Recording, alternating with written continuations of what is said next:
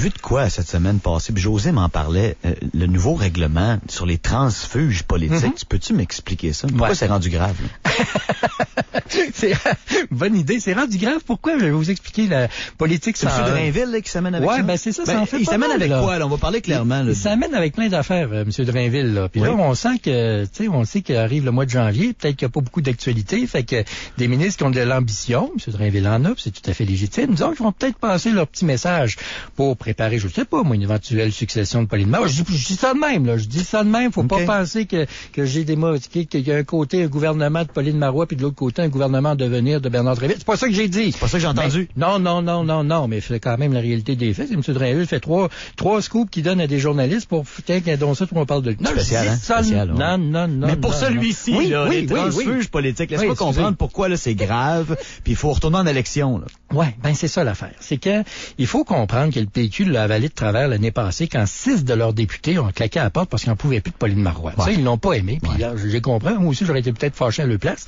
Mais tu fais pas des lois vengeresses. Tu fais pas la loi pour te venger que 6 de tes anciens collègues ont sacré le camp du parti parce que t'es plus capable d'être avec le parti. Alors, il se dit, ben regarde, si jamais un député décide de quitter un parti, il a le droit, mais il faut qu'il soit indépendant. Puis s'il décide d'aller dans un autre parti, il faut qu'il passe le test de l'élection, donc il démissionne. Ça coûte 500 000 $, une élection complémentaire. Tu fais élire.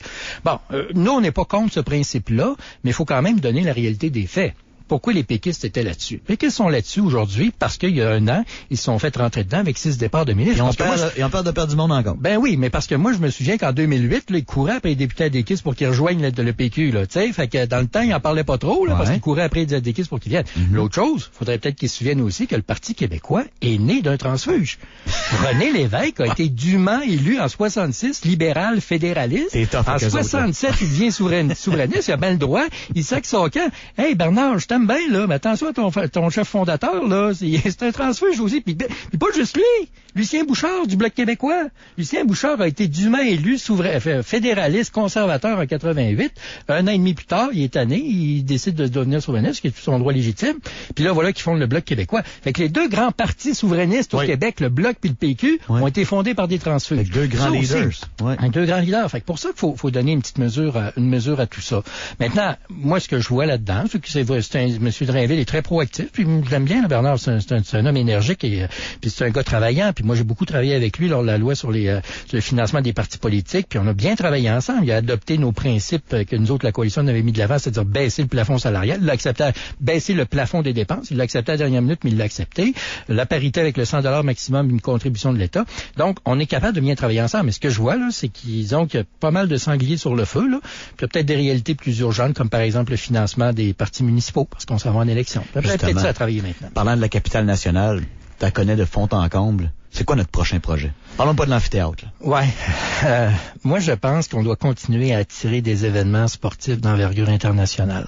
Puis on l'a vraiment démontré de belle façon. D'ailleurs, soit dit en passant, Équipe Québec qui avait été fondée par Sam Hamad était une bonne idée. Il faut la maintenir, cette idée-là. C'est-à-dire, organisons des activités de rassemblement d'envergure internationale, une par une. Puis maintenant, on va en avoir job à Claude Rousseau, là. Oui, entre autres choses. Pas en importance, là. Entre autres choses. Parce que on a besoin d'attirer des événements de qualité à Québec, puis faire la démonstration à face du monde qu'on est capable de réussir des bons coups comme ça. Puis on l'a démontré au mois de novembre-décembre, là, avec la course de ski de fond juste devant le Parlement. Et c'était fantastique. Si on parle juste de cela, c'était vraiment une belle réussite. Succès. Il y en a tellement d'autres, des innombrables. Des Coupes du monde de snowboard, des événements de ski. Peu importe ce qui arrive, on dirait que pas tout nous réussit, mais tu sais, on a cette façon de faire embarquer les gens, qu'on me dit un petit marché en termes de... Mais les gens embarquent. Puis toi, tu penses qu'il faut continuer en même veine? Moi, je continue à plein de choses. Oui, puis continuer à réussir ce qu'on entreprend. Puis moi, comme tu le dis si bien, il y a un élan d'enthousiasme à Québec, il y a un élan de réussite. À Québec, ça marche. On pensait pas ça il y a 10 ans. Non. Aujourd'hui, depuis 4-5 ans, en fait, précisément, je peux vous le dire, c'est à partir de 2008, quand on a réussi, quand les gens de Québec ont réussi les fêtes du 400e après un départ un peu chaotique, le maire Labaume a pris le taureau par les cornes, il a mis des gens de qualité là, oui, c'était ses amis, puis ils sont bons ses amis, Torieux, bravo.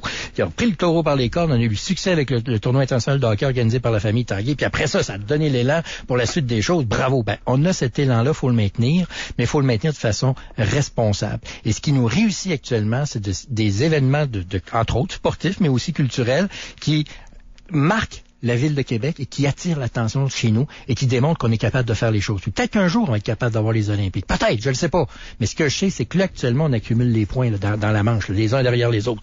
Il faut continuer cet élan. J'étais allé à plusieurs événements de la IIHF qui présentait le championnat du monde senior de hockey ici en 2008. Elle à Buffalo, à Ottawa, je te dis, là, ce qu'on a fait ici avec notre vieux Colisée, notre vieille dame, comme on l'appelait, là, ça n'a pas été égalé nulle part ailleurs. Et dans certains endroits, dans des arénas de la Ligue nationale de hockey, en termes d'ambiance, de participation, de party on the side, je me rappelle mes collègues journalistes russes, c'était l'enfer ce qui s'est passé ici. Puis t'as raison, il faut continuer là-dessus. Une dernière question pour toi, vu que tu connais bien la Ville de Québec et tu y travailles très très bien, on va-tu réussir à ramener une équipe de la LNH ici? C'est pas moi qui décide, c'est les 30 gaillards qui s'appellent gouverneurs de la Ligue nationale, c'est eux seuls qui ont la réponse à ça. Moi, je pense qu'il faut continuer à engranger des bons coups comme ça. Il faut avoir notre amphithéâtre. Il faut continuer à ce que les gens de la Nordique Nation nous fassent honneur partout en Amérique du Nord avec les événements. Bravo. Mais ultimement, c'est pas nous qui décidons si oui ou non on va en avoir une. On est en train d'accumuler les conditions gagnantes, puis si par bonheur on l'a, là, il va falloir que les gens de Québec se donnent la main et se disent « OK, on fait vivre ce club-là aussi ». Parce que, honnêtement, je connais peu de gens individus qui sont capables de se payer un billet de saison à l'année. Par contre, on est tous capables d'acheter 4-5 billets. Mais si on se met 7-8 amis, on est capable d'acheter un billet de saison, puis on y va 4-5 fois par année, puis on est capable de le faire. Mais ça, il va falloir qu'on se donne la main aussi, parce que moi, je crois que une équipe de la Ligue nationale est viable pour les 3 premières années parce qu'il va y avoir un intérêt, mais c'est après coup qu'il va falloir continuer à nourrir cet intérêt-là. Mais quand je vois, vous aviez combien déjà? 8 000, c'est ça que tu disais hier matin? Plus de 8 000 billets vendus. Qui ont fait la Nordique Nation à l'étranger. Les voyages en bus, l'extérieur. Je compte pas les voyages en voiture, je peux pas les compter. Il y a plein de gens. Ah, c'est vraiment Alors le fun. oui, on est capable de faire, mais il faut qu'on se donne la main là-dessus. Mais ultimement, la décision n'appartient pas à nous autres, les humbles citoyens partisans de hockey, mais à 30 gaillards qui vont se réunir autour de la table et vont dire, bon, finalement, on retourne dessus, on aurait dû jamais quitter, c'est-à-dire la Ville de Québec. Pour avoir parlé à quelques-uns, j'ai confiance en ces gaillards. Ah oui? Et également en vous, M. Deltel, porte-parole de la Coalition Avenir Québec, la CAQ, comme vous l'appelez, pour la capitale nationale, député de Chauveau, tous ces titres pour un seul homme. Hey, c'est un politicien, là, c'est pas une affaire de sport. Là. Pourquoi? On dirait que t'annonces un joueur de hockey sur la glace. C'est important. J'ai bien confiance en vous, Gérard Deltel, porte-parole de la Coalition. J'ai bien confiance en vous, Sacco Coyou. Disait Jacques Demers, hein? C'est bien pareil, t'as raison, José.